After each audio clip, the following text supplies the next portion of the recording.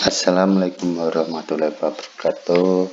Saya Indro, mahasiswa D3 Fisioterapi Setika Siti Hajar Medan. Pembuatan konten YouTube mengenai penyakit reumatik ekstraartikuler ini dimaksudkan untuk memenuhi tugas mata kuliah Teknologi Informasi atau TI. Mari kita simak videonya. Reumatik ekstraartikuler. Reumatik ekstraartikuler atau disebut juga dengan REA adalah sekelompok penyakit dengan manifestasi klinik umumnya berupa nyeri dan kekakuan pada jaringan lunak, otot, atau tulang tanpa hubungan yang jelas dengan sendi bersangkutan ataupun penyakit sistemik, serta tidak semuanya dapat dibuktikan apa sebagai penyebabnya.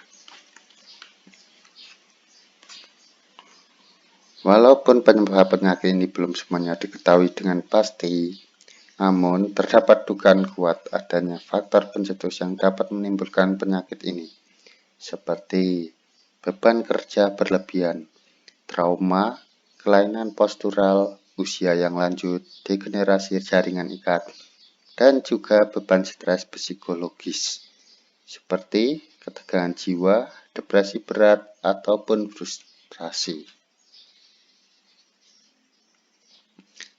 Reumatik ekstraartikuler dapat diklasifikasikan dalam 5 kategori, yaitu 1. Tendonitis dan bursitis seperti epikondilitis lateral, tennis elbow, dan bursitis trochanter. 2. Gangguan struktural seperti sindrom nyeri akibat kaki datar dan sindrom hypermobility. 3. Neurovascular entrapment seperti sindrom carpal tunnel dan sindrom thoracic outlet. 4. Sindrom myofascial regional dengan trigger point yang hampir sama dengan fibromyalgia, tetapi distribusi nyeri bersifat lokal seperti pada sindrom sendi temporomandibular. 5.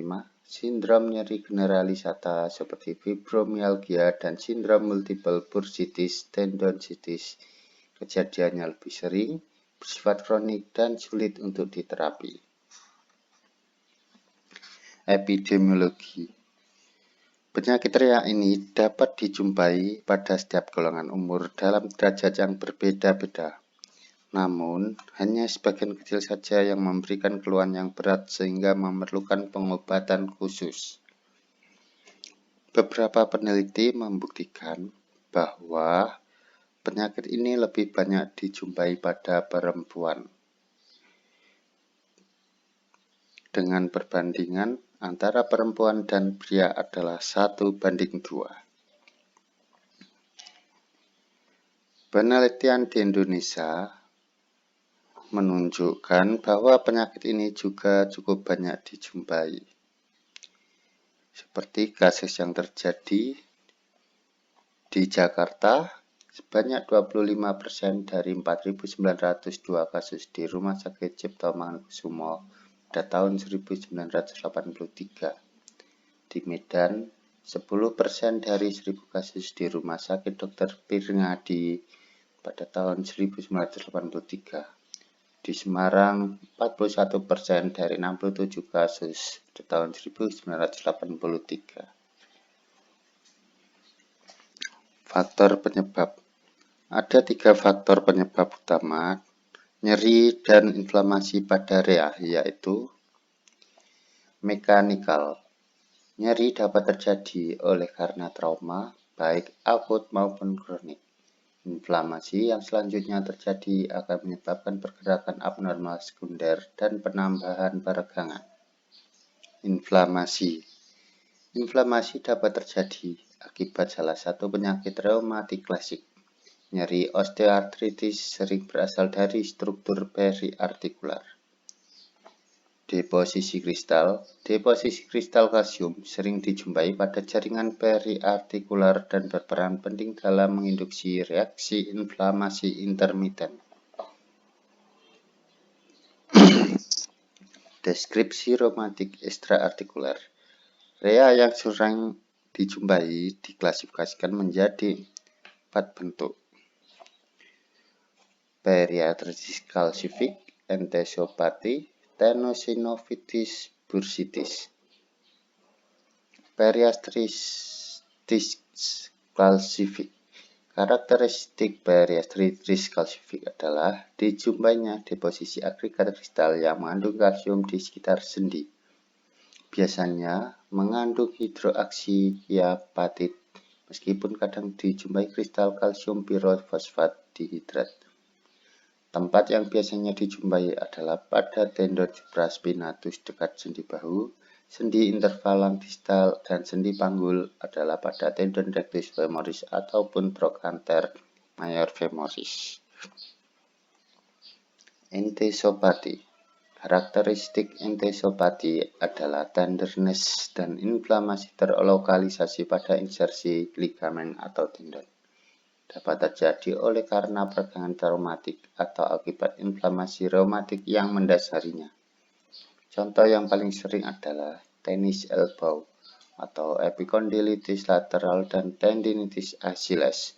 Beberapa contoh lain adalah epicondylitis medial, epitrochleitis atau sering juga disebut golfer's elbow, periarteritis panggul, tendinitis pes anserinus. Tenosynovitis. Tenosynovitis berbeda dengan entesopathi. Pada entesopathi, insersi tendon dan ligamen teriritasi. Sementara pada tenosynovitis, sarung tendon sinovial mengalami inflamasi. Oleh karena itu, tenosynovitis merupakan bagian dari sinovitis umum dan sering dijumpai pada penyakit reumatik. Bursitis. Bursa sinovial dapat mengalami inflamasi dan nyeri pada suatu penyakit inflamasi sinovial sistemik seperti pada artritis reumatoid.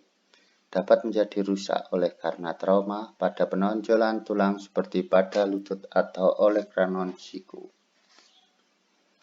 Penyakit reumatik ekstraartikular pada bagian tubuh. Bahu. Rotator cuff tendinitis atau impingement syndrome. Penyebab nyeri bahu yang paling sering dijumpai yang menyebabkan peradangan tendon pada subscapularis supraspinatus, infraspinatus, dan teres major yang disebabkan oleh deposit mikrokristal, penggunaan berlebihan, penekanan tendon, atau penyakit degeneratif pada usia tua. Frozen shoulder syndrome.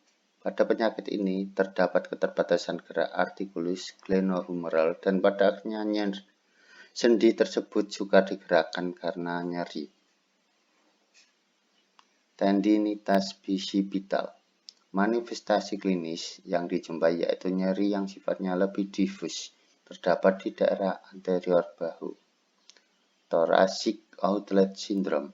Sekumpulan gejala yang diakibatkan adanya kompresi di jaringan neurovaskular pada plexus brachial dan arteri atau vena subclavicular. Robekan rotator cuff. Robekan spontan rotator cuff pada orang muda jarang dijumpai bila tidak didapati penyakit yang mendasarinya dan biasanya dihubungkan dengan trauma terjatuh. Siku. Epicondylitis lateral, tennis elbow, dan medial, golfer's elbow. Keadaan ini ditandai dengan ciri khas nyeri lokal subakut atau kronik pada bagian medial atau lateral sendi siku, region epicondylus.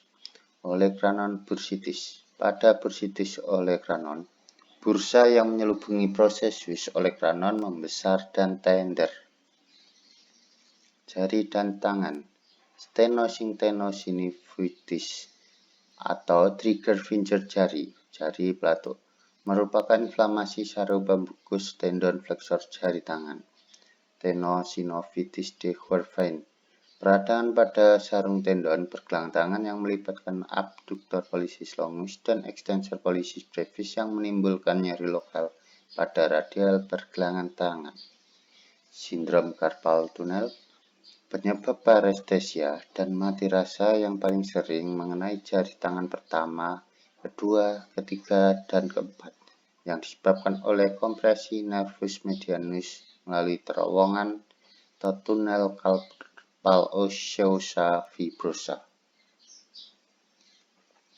Panggul, bursitis trochanteric, peradangan bursa yang terjadi pada tempat perlekatan tendon atau otot dengan tulang oleh sebab yang belum diketahui dengan jelas.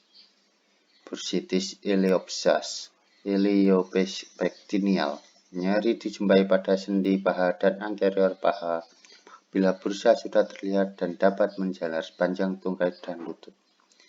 Bursitis ischio-gluteal, peradangan bursa yang disebabkan oleh trauma atau duduk yang berlama-lama pada kursi yang keras. Weaver's bottom. Lutut, kista popliteal, kista Becker. Adanya pembengkakan lutut yang ringan mungkin merupakan tanda awal penyakit, berlanjut dengan distensi kista dan rasa tidak nyaman di lutut, terutama dalam keadaan fleksi dan ekstensi penuh. Bursitis anserina, rasa nyeri, tenderness, kadang-kadang membengkak dan terasa panas di bagian medial inferior dan distal garis sendi lutut. Bursitis prepatellar, Housemaid's knee, bengkak superficial pada tempurung lutut diakibatkan oleh trauma yang berulang-ulang. Tendinitis patellar, nyeri dan tenderness di daerah tendon patella. Kaki dan pergelangan, tendonitis Achilles, tampak pembengkakan, nyeri tekan, dan nyeri pada gerakan dorsofleksi serta praba gravitasi tepat di atas calcaneus.